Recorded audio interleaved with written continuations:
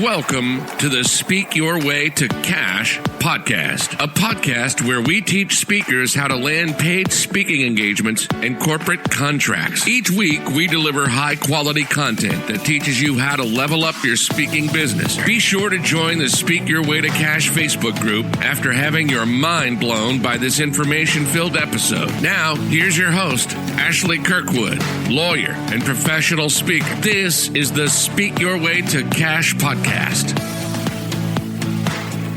guys, it's Ashley Kirkwood with the Speak Your Way to Cash podcast. I am super excited to be here with you all today. We have a very, very, very special guest, Stacey, and she'll be talking about her brand. She is really known for influence and why influence is important in helping organizations to see that. And I'm excited to hear how she built her business, and you all are going to get a ton of value out of this. So welcome to the podcast, Stacey. No, thank you so much. It's an honor to be here. Thanks for trusting me with all of your listeners. Definitely. So why don't you explain to us how you got started in being an entrepreneur and how speaking plays a role in your current business? How much time do you have? We'll make it a short story. I started, we are going to be 18 years this year. So it's been a long, long journey. When initially got started, I was always in corporate world and did a lot of training on the corporate side. In addition, I worked for a not-for-profit for a couple of years, hiring speakers. Oh, wow. That's where it all started. Yep. I just started to hang on to the speaker shirt tails. And are we on? Or are we? No, we're on. We're working. All right. I didn't know if you were adjusting the microphone system. So I used to hang on to the shirt tails of professional speakers, and they mentored me at a very young age.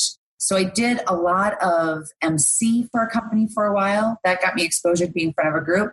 Then from there, I just went back to corporate world because I really knew if I wanted to ever be out there speaking on my own, I needed to have a really solid background in business. Everyone that I had talked to when I was inquiring at a much younger age about what's the key to being a speaker and making a living off of it, everyone said, that's not the hard part.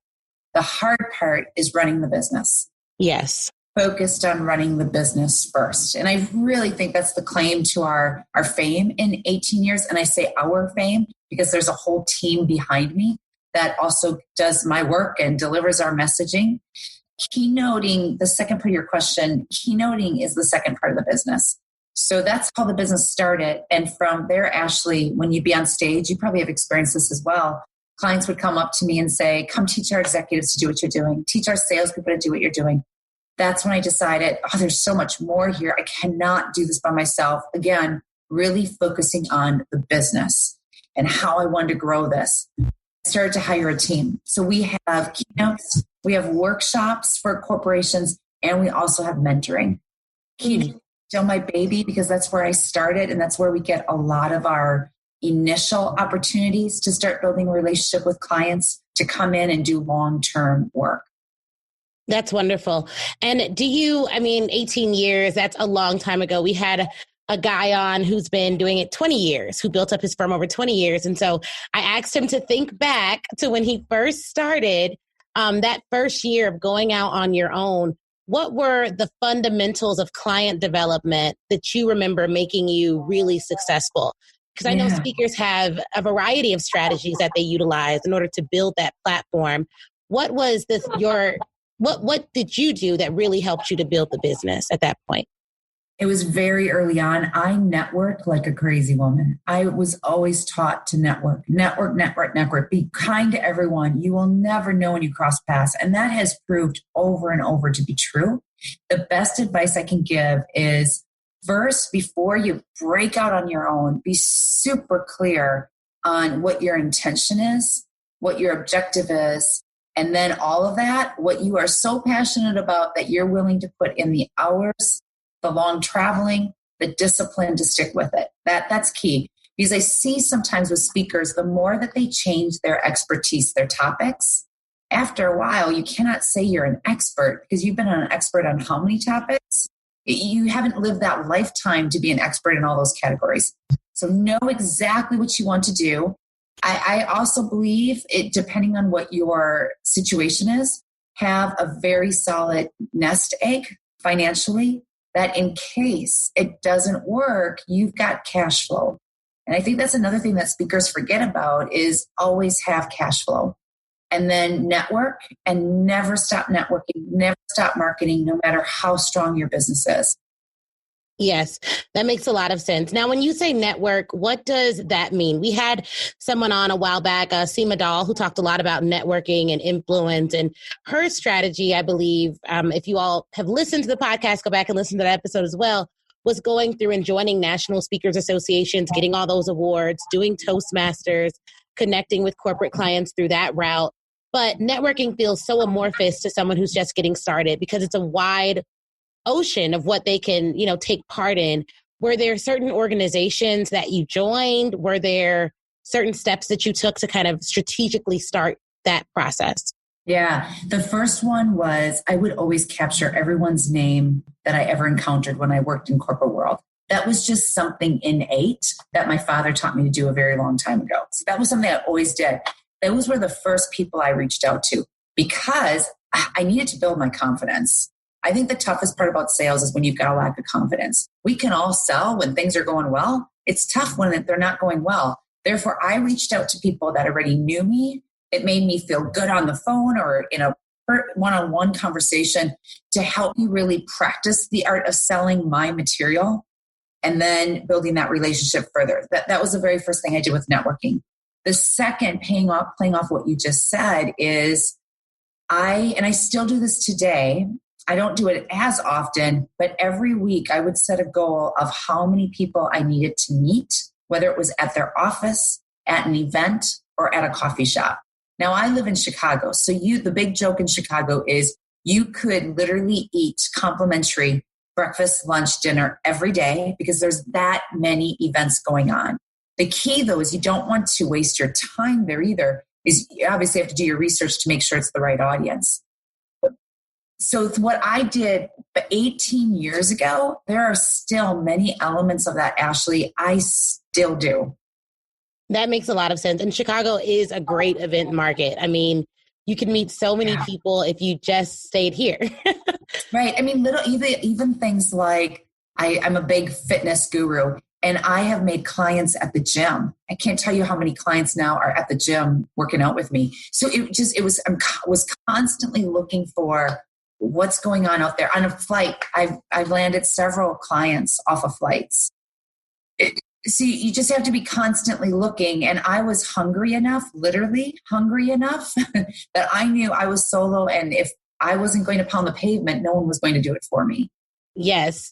And that resilience that it takes to do that. Well, you must have also been, I was just the founder of Growth Play, a really big sales organization. They do a lot of analysis on what makes a salesperson great. And they have surveys that they do for large companies.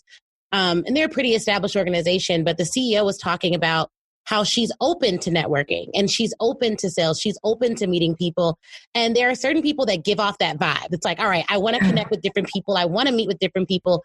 And there are other people who may be a little more introverted and they're not, if you sit next to them on the plane, they're in a book. They're not going to say hi. They're not talking to you. They're not really ready to connect. Can you talk a little bit about how you were able to kind of attract some of those opportunities? What were you giving off? Were you speaking to everyone on the plane? Were you handing out your cards? Were you, when you met someone at the gym, were you automatically striking up a conversation? Yeah. Because that is going to take some practice.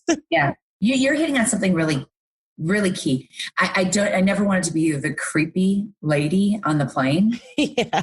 So what I do, and I still do today, I'm looking for a certain look too, because our clientele is mostly director to a CEO. So there's going to be something that, not to stereotype it, right? But sometimes it's just the very first question that I ask. And I'll also, if I can tell, I'll just make eye contact with them and give them a smile or connect that way. And if they connect back, that's my first cue. There might be a conversation here. If I still feel courageous, I will ask a very open-ended question. Anytime I network, Ashley, I never make it about me. I will never hand out a business card unless you want one. I'm not, and I think that's why it works. I'm not the pushy salesperson. I'm persistent. I won't give up until you say no or stop. Right. or stop talking to me. But I've never gotten that, never received that in 18 years. And I think a lot of it is I truly care about other people. To me, a sales is not about me at all, not initially by any means. I really am focused on what do they do? What do they like about their job? I make it extremely open-ended. And at the gym, it's the same conversation. I mean, you see the same person over and over, right? Building a relationship, making a sale is not one email. It's not one phone call. It's a series of interactions and how people experience you consistently over that series of interactions.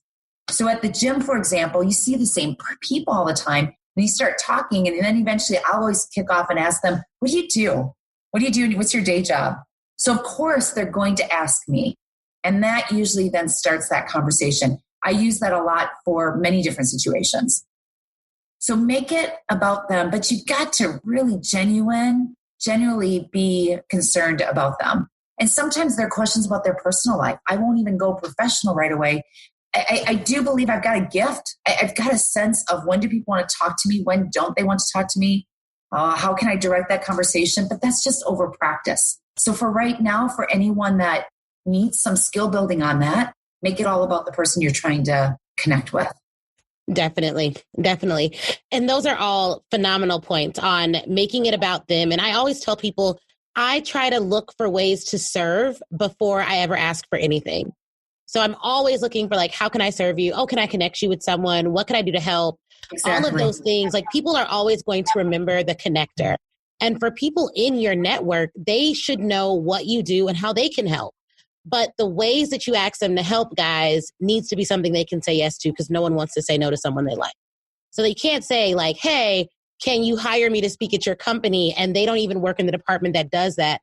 But they may be able to connect you with someone in the HR department, even if it's a junior person. So keep those things in mind. Those are all fabulous points. Hey guys, it's Ashley Kirkwood here, and I know this is an amazing interview. And if you are someone who is interested in taking your speaking career to the next level, then do I have something for you? Okay, I need you to go to ashleynicolekirkwood.com/SYWTC live replay. That's ashleynicolekirkwood.com/SYWTC live replay. The link is also in the show notes that you can grab the Speak Your Way to Cash live replay, which has 7 modules, a ton of information about how you can start speaking your way to cash. Now, this training is absolutely action-packed, phenomenal. It has additional resources. It has templates. It has a podcast pitch template, a college pitch template, something you can send to media outlets to get on television. It has everything you need to develop a sales strategy, a press strategy, and a plan to skyrocket your speaking career. And it is crazy affordable, okay? So head on over there right now, ashleynicolekirkwood.com/SYWTC live replay, and grab your copy today. All right, let's get back to this interview. Yeah. One of the other things, Stacey, that you do really well that I wanted to invite you on to talk about is your branding. And it's very clear what you speak about, your area of expertise, and also the ways in which you serve within that area of expertise. A lot of the folks in our audience are brand new to speaking, maybe definitely within the first 6 figures or around that range of making that money in speaking. Some are within their first $5,000. They haven't really landed that first client yet.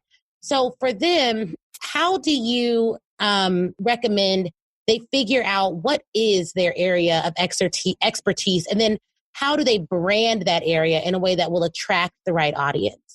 Right. I think to find your expertise, sometimes just we got to ask yourself a lot of self questions first. What are you really good at? What are you willing to work crazy hours around and willing to give up something in your personal life if you had to? If that to me was always the most important piece, because I knew this was not going to be an easy road. I'm not going to lie to anyone. It's tough what we do. The business part is the tough part, not the speaking part. Right.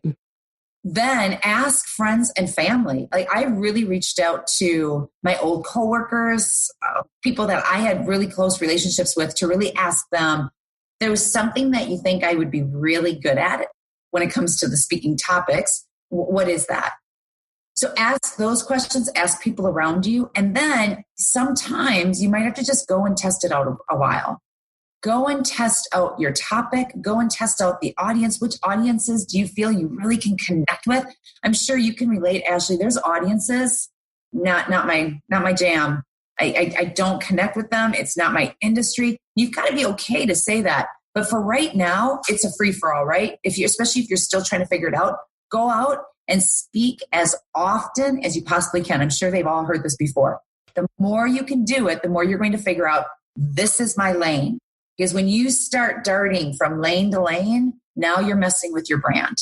So that's the first step. And once that lane is very, very clear to you that you're going to give up everything to stay in that lane, that's the time you can really build a brand around that. For us, building the brand really came out of feedback from our clients. Once we found the lane we wanted to sit in, I really listened to clients and what they said they liked about us. That's really how our whole messaging around influence got designed. Still to this day, we make adjustments or we add to our current brand based on what our clients say. That makes a lot of sense. That makes so much sense. And it's interesting because clients will tell you what was memorable about the engagement or what they've taken and implemented. And it is eye-opening. Mm-hmm. Because we undervalue our genius sometimes because we do it. It comes naturally to us. And it's like, oh yeah, of course, I was in every speech. That's our methodology. But clients will pull that out and tell you what's really important to them. Yeah. So that's really good. You're bringing up a good point because I think sometimes we get distracted because we don't try our brand or our messaging out long enough. Yes. Sometimes you're not in the right audience, and that's why it's not clicking. You need to stay consistent for a while with that brand to determine whether or not it works. I think the greatest mistake we make is we switch our brand. We're not consistent with who we are through every single medium and platform that we're pushing our message through. Once you start messing with that consistency, people start guessing who you are and what you really are the expert in. I agree. And what would you say is a good length of time? So it's of course it's going to take some time in the speaking industry. I wouldn't say any less than 6 months, but what would agree? Yeah, about that. Yeah. Yeah, I would agree with you, Ashley. I would think, what I did, I came from the corporate world before I jumped ship on my own. And I remember thinking back then, if this doesn't work, there's lots of Starbucks in Chicago. I'll just work at a Starbucks. Like I truly thought that way. I had nothing to lose. I did not jump ship from the corporate world until I had 6 months of business waiting for me. Now that's just me being ultra conservative. And again, cash flow. I kept thinking I need cash flow. And I thought if I get no spin-offs off of those 6 months, then this is not right. And maybe I go back to corporate and I have to figure out what it is. So you're 6 months to a year, at least 6 months. But as you're doing it and as you're trying to figure out your brand and your positioning, ask a lot of questions. Know that some feedback you get, you are going to be thinking, you're absolutely crazy. I have no idea what you're talking about. But just take it all in, and you still are the one that gets to choose what you're going to accept from the feedback and what you'll act on. Absolutely. That's a really, really great point. And for those out there who are like, okay, how do I implement this? When you book an engagement, one of the things that I learned to do early on that I really think is valuable is I book the follow-up call before the engagement. So we already have a call booked after that keynote to discuss next level opportunities. And when I first started, I remember, getting the keynote was such a big deal. It was like, oh, great, they hired me for this keynote. Right. But as I developed, it was like, okay, great. I have to foreshadow to this client that I am more than this one topic, one presentation, one time. So I'd always ask versus, okay, great, which date are you interested in the keynote?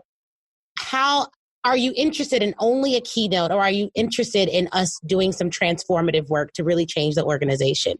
And most people will never say we're not interested in transformative work.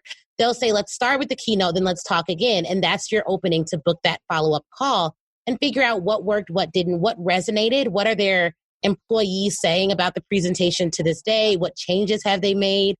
So when you work with HR departments or anyone who's really, really busy, it's not that they're blowing you off, but their schedules are packed. So if you can get that follow-up in at the outset, that's going to be really valuable for you guys. And we do exactly the same thing. You're hitting on something really important is every interaction is reasoning for another interaction, but you have to set it up. I found the same thing. If we did not, before I hung up, before that meeting, that first initial pre-call, it would never happen. You can't chase, afterwards you will not be able to chase them down. So get that, lock and load. Another option, if it doesn't happen during that call for whatever reason, I'll lock and load it at the actual event when I'm done before I part ways. Yes, that's also a really good point as well. And sending a follow-up gift or a card or something to say, how's it going? Congratulations. We had a client that went on maternity leave. We didn't know. We didn't hear back from them after the event, but that was why. So just following up, keep connecting. Don't assume that it's something you're doing wrong. I think that's the initial fear when you're just starting out is like, oh man, I must have really screwed that up. They're not talking to me anymore. But Don't assume the worst. And that's the hardest part, because when it gets crickets and it just goes silent, you start having conversations in your head of, what did I do? Why are they not calling me back? So anytime you've got them on the phone, make it a meaningful conversation. Always have a specific action step of when will you talk to them again? I love your conversation around transformation. No one is going to say, no, we don't want any more training for our team on your topic, unless you really blow it. But they're always going to want more, but it has to be positioned the way you just positioned it. Right. And you'll work on that as you have more conversations, which is something that you said. And I'm not a pushy salesperson either. I do think sales is everything. Before going to law school, I did inside sales. So it's a critical skill that you need if you're going to start a business or start a speaking business. You just have to have sales skills. But I had a conversation today with someone and we get on the phone and she agreed to have the call. And it was just an informational call with an alum of my alma mater, Northwestern. And she was like, but I just want to be clear. I don't want to be sold on anything. I don't want to do this. I don't want to do that. I just want to give information. And I'm like, oh, just so we're clear, I'm not selling you anything. Like, we are solely talking about new programming ideas. You're helping out an alum so that I can better develop programs for my target audience, which you may not even be in, but you're just going to help with that process. So that's why we're on the phone. And she was like, oh, okay, good. And it turns out she had phenomenal information and resources. And she was just so anxious about it because people have made that process really negative. So you do want to talk to people who you have some connection with, who've already agreed to talk to you, so that you don't get freaked out when people are like, I don't want to be sold by something. Like, I think letting them have the power to choose the call, get something out of it, is really helpful. Yeah, I think that's what makes sales in our industry so difficult, because who we're calling on most likely is receiving a lot of phone calls, a lot of emails. Therefore, you need to be also creative in what you're sending them. We call them value adds. I don't just send an email to ask for something. Instead, I'm always giving them something. And sometimes it's our material. Sometimes it's someone else's article or publication, but focused on our area of expertise. So that way we can say, see, we're not alone. We're not the only ones that believe that this concept is true. But that's the other piece, I think, that makes it really hard, is you have to craft an email or craft a phone conversation that is unique and you stand out from all the other noise that they're receiving. Absolutely. Hey guys, Ashley Kirkwood here, and I just want to take a moment to invite you out to the Speak Your Way to Cash retreat. If you enjoy this podcast, then you will love the Speak Your Way to Cash 2020 retreat in October, taking place right outside Chicago, Illinois. This retreat is for speakers looking to grow their speaking businesses, land corporate or college clients, and skyrocket their earning potential as a speaker. The in-depth sessions at this multi-day retreat will leave you understanding exactly the high-level client acquisition strategies that I use to land corporate clients. You'll also know the exact steps you need to be taking to grow your current business. Let's get to the nitty-gritty. The sessions are amazing. We talk about selling your signature speech, and we actually have time to go over the techniques of speaking. So if you want to become a better speaker as well as a higher paid speaker, then you should come out. We have another session called TEDx Secrets. Bring your laptops. We are actually going to be looking up and applying to TEDx Talks at the retreat. This session will be critical if you're someone who wants to land a TEDx Talk. Client secrets. You'll hear from actual clients about what they want from speakers just like you, and selling success. We cannot do a retreat without talking about selling. But here's the session that I'm most excited about. We are going to do a vision organizational chart party. That means we are going to have not just vision boards, but vision org boards. We are going to map out how your speaking organization should be staffed, what you want that to look like, and how to use global outsourcing in a way that lets you fund the positions in your company that are currently open. So it's for you if you're ready to level up. If so, meet me in Chicago in October. Reserve your seat now. I'm only taking 30 speakers on this retreat. So go to ashleynicolekirkwood.com/2020 retreat. And the best part is you can get early bird pricing now of $550, or you can reserve your seat for just $75 down and make payments until the retreat. That's right. You can either pay in full and get early bird pricing of $550 for the entire 2-day experience, or you can reserve your seat for just $75 down. Whatever you decide to do, make sure you're in the room. It's going to be impactful, and I'm ready to help you start speaking your way to cash in person in Chicago in October. Again, the website is ashleynicolekirkwood.com/2020 retreat. See you soon. Can't wait, guys. And you also have a book. So at what point in your career did you know you needed to write a book, and how has the book been positioned to help the business? Before this last book, I wrote the first book. I co-authored it with a real good friend. So it was like a baby step. Mm-hmm. And it just launched us in the industry. That was maybe, I think I was 4 years into the company, 5 years. Then this last book, Influence Redefined, which is the core to everything we do. 2 years ago, I wrote it. It took 4 years to write it. And it has totally propelled us. I can track sales for it, not the book. The book was designed to be an expensive business card. Mm-hmm. It really has opened up so many doors, keynotes, corporate world, workshops. For whatever reason, you write a book that's good. I always say it has to be a good book. Suddenly, your clients look at you differently. You're still the same person, but you now have that credential. I would take my time with it. And sometimes I see speakers write lots of books, mm-hmm. and they're little paperbacks. I think there's a place for them, but I also think if you're going to propel, you got to take that book up several notches. That's just a personal opinion. And that's why it took us so long to write the second book, because we really did put a lot of thought, a lot of research into it, that it's a book people can say, okay, this is a book.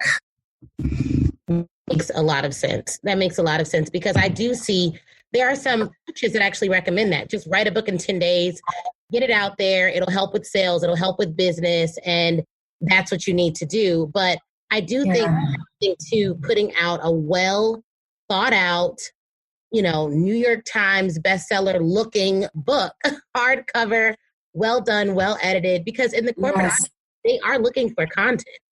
Well, and it goes back to where we first started this conversation, Ashley. It's about consistency. And we are ultra over the top, so careful what we shoot out there. And we don't just send it out to send it out. Now, we're in a different position. We don't need to do that anymore. But even in my earlier years, I just didn't want to be the one that was seen as, oh, does she really know what she's talking about? She wrote this book, but she's only been doing this for 2 years. How does she really know? And again, that needs to be your personal opinion. I mean, if you truly have all this corporate experience or association experience behind you, and you can really put together a high quality book, then yes, don't sit around and wait to do it. Definitely get it out there. Yeah. And was it 4 years? Did you work with a coach to get that done in 4 years? That's just how long it took you to get a first draft that was ready to edit. Yeah. It was we did lots of interviews with top executives. That took time. The research took a lot of time. And what I would do is I would come up with my coach, with my ghostwriter, we would come up with a concept, and then they would say, all right, we're not working anymore. So they were really tough on me. And they'd say, for the next 2 months, you're going to share this material and then you come back to us. So we did that a couple of times. I would test out the material and it wouldn't work. I'd get feedback from just see how it would land on the audience. And I thought, oh, this isn't it yet. That took some time. That definitely took some time. But again, it's worth it because now we've got this book that we can proudly stand behind. And it's created growth in the industry, growth in our business because of the time we put into it. It's hard. There's got to be certain things I think you have to really look at your business and say, again, we go back to brand. Will this emphasize my brand or could it jeopardize it? And then you decide, what do I need to do? Do I put a lot of time in with a book? How important is it to me? Yeah, those are all really, really good points. And so your key brand is it's around influence. So why is influence important and how can speakers develop influence and then use it to really impact and make change in their space? Yeah, sales, right? And people are only going to buy from your ideas if they believe you, they trust you, and there's consistency in how you show up every day. We talk influence is body language and messaging. They need to be consistent. That is so critical for any speaker. When those two are not consistent, you have a lot of people guessing who's showing up every day. You also have people guessing how knowledgeable are you on your content. I think influence is important for anyone that has a business because if you can't influence people to buy into your ideas, you're not making a profit. You don't have clients because of it. Business will not succeed. Yeah, that's key. And now, I mean, with the influencer marketing world, like everyone is now realizing the value of influence, whether it's on a macro or micro level. So true. With that topic, influence, I could see that it is relevant to every single audience. I know that you had corporate experience. So were you initially targeting like the Inc. 5000 or smaller corporations? Did you have any strategy with how to narrow the corporate market? Because it is a large market and each company operates extremely differently. Initially, no. Initially, I didn't know how to do that. I just thought I have to get this stuff out there and then figure out, is the topic right? Am I right for the topic? Meaning to be able to deliver it. And then who did I really connect with? So first couple of years, totally trial and error. Then what I decided, I thought, you know what I've learned is everyone communicates. So I decided I'm not going to have a niche market because my fear always was, and 2008 proved this, my fear was if I am in the banking industry only, for example, what happens when the economy goes sour and I lose all my clients? And that probably was the smartest thing, Ashley, I've ever done. So we don't have a niche company, industry that we work in. We have a niche within the industry, and that is sales or director to the CEO. That's our area of expertise. And that has saved us so many times. Now, over the years, I think something else that your brand will start to identify for you, you'll get to the point in your business where you start to be able to decide who's the perfect client, not the right fit, not the okay fit, not the average fit, but the perfect fit. And that will happen over time. So now suddenly, if an industry comes to us and I know that, no, that's not going to work and they're not going to be happy with us, we give them referral to someone else. And what you had said earlier, we're constantly referring them to other people, because where I look at it, if it's not the right fit and you're just doing it to do it, once you get the business to a certain level, now you're jeopardizing the value because it's not the right client. So it's stages, right? Your business is going to go through stages. Okay, that makes a lot of sense because it is very hard to niche down, but you do have to choose at least some niche, and yours seems to be departmental, which it does give you some focus because if the company isn't large enough to even have a sales department, then that narrows down the market even more. That's right. So people listening who are like, I've not been able to figure this out, just know that it's a process. It will happen. It so will happen. I mean, it didn't happen to me overnight by any means. I just told you it took me 3 years before I even figure it out. I don't even know who I want to talk to. I'm just going to do whatever I need to do. Fly to the middle of nowhere, drive to the middle of nowhere. Right. I just need to get the practice and the experience. Definitely. Like starting a new job, right? When you go into corporate world, you're not going to get a promotion overnight. You kind of have to figure it out and get your feet solid on the ground to figure out what is the best fit. It's just tougher when you're 100% commission and your day-to-day actions determine the money in your pocket every day. Yes, which to your point is why having that 6-month runway of business or having enough money saved, it just takes longer than I think people give it credit for to develop a really solid, repeatable, reliable book of business in the speaking industry. And it takes a good investment. You really do need a good demo video. You need a decent enough website. You can't present poorly because people won't trust what you're selling. And credentials really do help. I mean, being an attorney coming from Kirkland and Ellis, it made it so much easier because I was able to borrow from the brands I'd already worked for. Sure. And so jobs aren't bad, people. If anything, be strategic about where you work if you want to be an entrepreneur, such that you can always borrow from that brand's influence throughout your career, because it gives you that instant credibility versus just working anywhere. Just be strategic about where you work. Yeah, I think if I look back, if there was one piece of advice I'd give myself is when I was in the corporate world, take every possible class, whether it's internally that the company offers, externally. I wish I would have done more of that. Me too. Learn a lot on my own, right? I don't think you can ever learn enough. And it's okay. You made a comment, a job is okay, like a corporate job's okay. Yeah. In a position where you can pull both off, where you're working full time and getting all that experience. And on the side, nights, weekends is what most of us do initially. You're starting to build the business. That is totally cool. Totally cool. Use your personal time, use your vacation days to get out there and speak, that you still have ground, that you're not completely jumping ship and putting all that pressure on yourself. Absolutely. That is phenomenal advice. So if you had to leave some lasting advice with a new speaker, what would you tell them? And let us know, what would you tell a new speaker just starting out who's kind of struggling, but sees what you're doing, loves the success that you've had, and they want to kind of emulate your career path, or at least the confidence that you have to know exactly what you speak about and who you serve? I'm trying to think of 3, right? Because there's a lot. The first, and as common sense as this sounds, is just be willing to focus and work hard. Just be willing to do that. There's no shortcuts, unfortunately.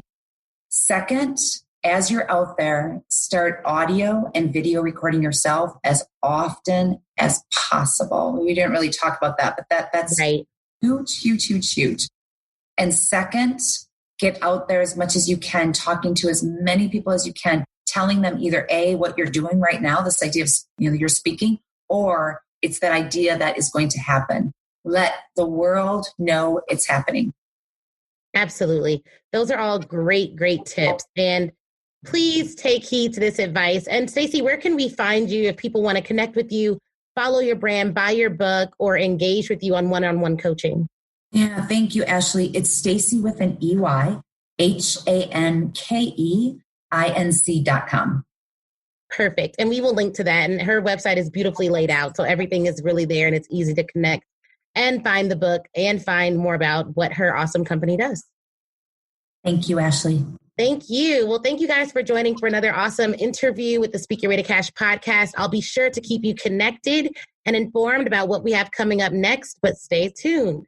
All right. Wasn't that interview amazing? If you're anything like me, you have pages full of notes. But here's the thing. Before you head out, I want you to go to facebook.com and join the Speak Your Way to Cash Facebook group. That is where I am. That's where a ton of other speakers are, a ton of other people who listen to the show. We all congregate there and chat. And it's 100% free. Now, if you're ready to take your speaking career to the next level, I have 2 ways for you to do that. One, you can go to ashleynicolekirkwood.com/SYWTC live replay and pick up the live replay. That training is 7 modules, chock full of information. It's crazy. Go over there, read all about it. Or if you want a more personal experience, you already know that you want to be a speaker. You're ready to fully commit and you want someone to walk you through it and save you tons of time Googling and doing it on your own, then book a VIP day with me. You can go to ashleynicolekirkwood.com, scroll down until you see the VIP day section and get more information on that there. All right. Thank you guys again for watching. Please do not forget to leave us a review. That is how we keep this train rolling and get some of the best speakers in the world to get on this show. So please leave a review. shoot me a message on Facebook or Instagram, and Facebook in the Speak Your Way to Cash group, Instagram at the Ashley Nicole Show. And I'd be more than happy to chat with you and say hi. All right, y'all have an awesome, awesome day.